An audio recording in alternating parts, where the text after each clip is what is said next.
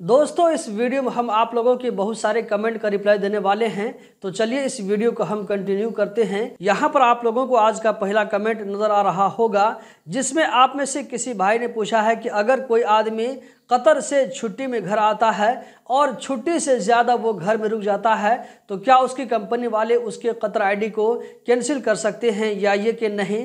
तो इसका जवाब है कि अगर आपका कतर आईडी वैलिड रहेगा तो आपकी कंपनी वाले आसानी से आईडी कैंसिल नहीं कर सकते हैं। लेकिन यहाँ पर आपको मालूम होना चाहिए कि मान लीजिए आपकी कंपनी ने आपको सिर्फ 2 महीना के लिए घर भेजा है, अगर आप 2 महीना से ज़्यादा रुकते हैं तो इस सूरत में बहुत ज़्यादा चांस है कि आपकी नौकरी ख़त्म हो जाएगी।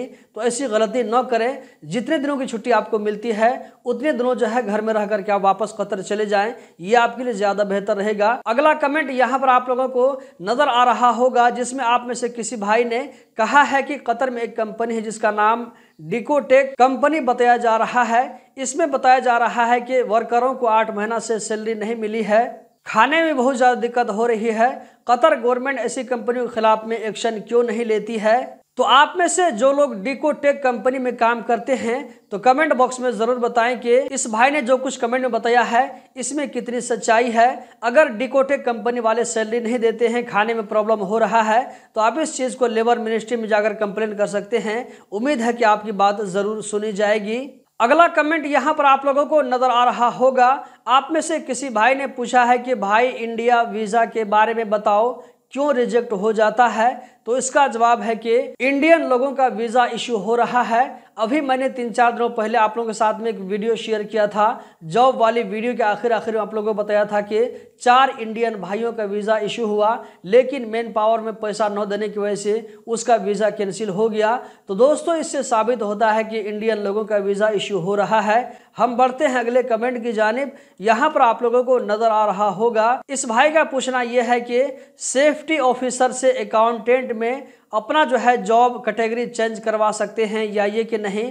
तो इसका जवाब है कि चेंज करवा सकते हैं। अगर आपके पास में स्कूल और कॉलेज के सर्टिफिकेट है तो आप चेंज करवा सकते हैं, कोई दिक्कत की बात नहीं है। बिना सर्टिफिकेट के मुश्किल होगा। हम बढ़ते हैं अगले कमेंट की जानिब। यहाँ पर आप लोगों को नजर आ रहा होगा, इस भाई का कहना है कि मेरा कफील मुझे इंडिया भेज रहा है और मेरी आईडी इस मंथ में रिन्यू हुआ है, मैं कैसे अपनी आईडी कैंसिल करूं। तो इसका जवाब है कि आप अपना आईडी खुद से कैंसिल नहीं कर सकते हैं। आपकी आईडी को कैंसिल करने का इख्तियार सिर्फ आपके कफील के पास में है। अगर आप किसी कंपनी में काम करते हैं तो ये काम मंदूब भी करवा सकता है, ये काम आपका नहीं है। इसीलिए आप कफील या ये कि मंदूब से बात करें, वही कैंसिल कर सकते हैं। अगला सवाल यहाँ पर आप लोगों को नजर आ रहा होगा, भाई वापस कतर जाने के लिए एनओसी जरूरी है।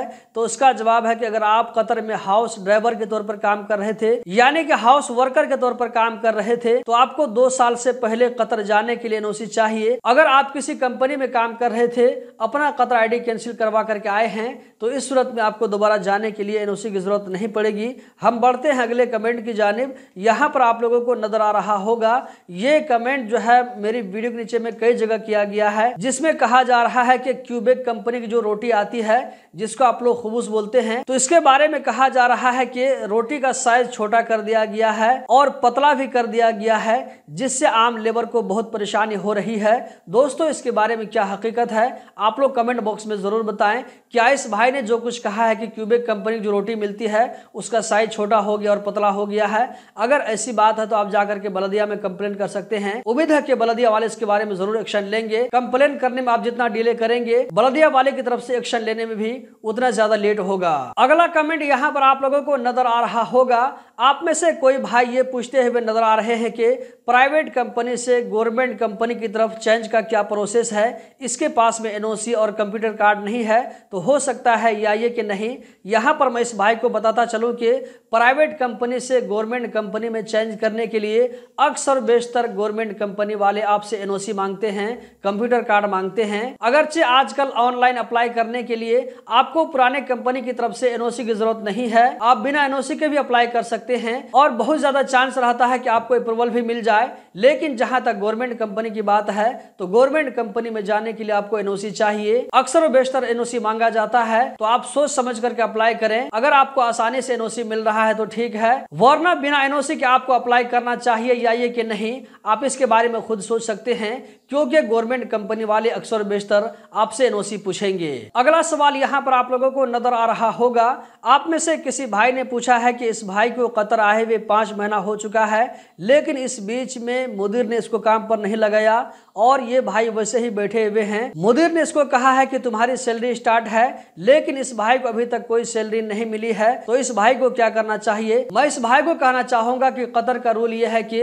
आप जैसे ही कतर के अंदर में एंटर होते हैं तो आपकी सैलरी स्टार्ट हो जाती है। कंपनी वाला काम दे या ये कि न दे, ये कंपनी का मसला है, आपकी सैलरी स्टार्ट हो जाती है। तो यहाँ पर मैं इस भाई को सजेस्ट करना चाहूंगा कि आप मुदीर से अच्छे से बात करते रहें, कुछ दिन और वेट करें। अगर आपको लगता है कि यहाँ पर आपको काम नहीं दिया जाएगा, सैलरी भी नहीं दी जाएगी, तो आप लेबर मिनिस्ट्री में जाकर कंप्लेन कर सकते हैं। आप यहाँ पर जितना महीना रुके हैं, उम्मीद है केस लड़ने के बाद में आपको ये सारी सैलरी मिल सकती है। लेकिन इसके लिए कहना चाहूंगा कि इसमें टाइम भी लग सकता है। अगर आप कोर्ट में केस करते हैं तो हो सकता है कि 6 महीना साल भर आपको और भी वेट करना पड़े। तो आप सारी चीज को देखते हुए अपने बारे में खुद से फैसला करें, उसके बाद कोई कदम आगे बढ़ाएं। अगला कमेंट यहाँ पर आप लोगों को नजर आ रहा होगा, आप में से किसी भाई ने कहा है कि बहुत सारे जगहों पर खराब अंडा मिलता है, तो इसके बारे में क्या किया जाए। तो यहाँ पर मैं आपको सजेशन देना चाहूंगा कि आप जहाँ पर अंडा खरीदते हैं तो वहां से बिल जरूर ले लिया करें। अगर अंडा खराब निकलता है तो आप बलदिया में जाकर कंप्लेन करें, बिल दिखाएं, बहुत चांस है कि आपकी बात सुनी जाएगी और जहां से आपने अंडा खरीदा है उसके खिलाफ में जरूर एक्शन लिया जाएगा। तो आपको बलदिया में जाकर के बताना होगा, बिल जरूर ले लिया करें। जबकि आज का लास्ट कमेंट यहाँ पर आप लोगों को नजर आ रहा होगा, आप में से किसी सिस्टर ने पूछा है कि इसके हस्बैंड कतर में काम कर रहे थे और कंपनी वाले ने इनके हस्बैंड की सैलरी और सर्विस ग्रेजुएटी का जो पैसा बनता है वो नहीं दिया, बल्कि कंपनी वाला दुबई भाग जाता है। उसके बाद इसके हस्बैंड ने क्या किया कि कंपनी के खिलाफ में कंप्लेन कर दिया। 3 साल से केस चल रहा है, अभी तक कोई इंसाफ नहीं आया है। तो इस सिस्टर का पूछना है कि इसके हस्बैंड को इंसाफ मिलेगा या ये कि नहीं, जो पैसा बाकी है वो मिलेगा या ये कि नहीं। तो यहाँ पर मैं कहना चाहूंगा कि पैसा मिलने का चांस है, लेकिन कब मिलेगा इसके बारे में नहीं कह सकते हैं। दुआ करते हैं कि आपके हस्बैंड के साथ में इंसाफ हो, जो प्रॉब्लम और परेशानी आपके हस्बैंड के साथ में हुई है उसका जो है सारा मुआवजा मिले, हम यही दुआ करते हैं। इसी के साथ वीडियो को एंड करते हैं।